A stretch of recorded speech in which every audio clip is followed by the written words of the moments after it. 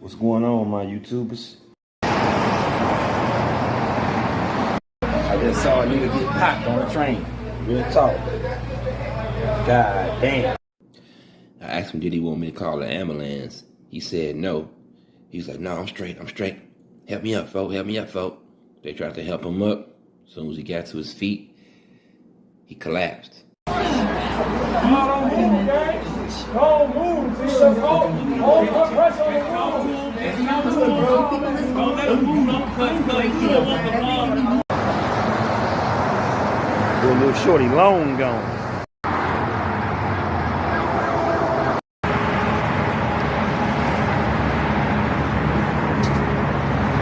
You know what I mean? Times I done stood over a motherfucker trying to stop the bleeding, trying to keep them conscious. I was that guy before I land on the ground. I hope he all right.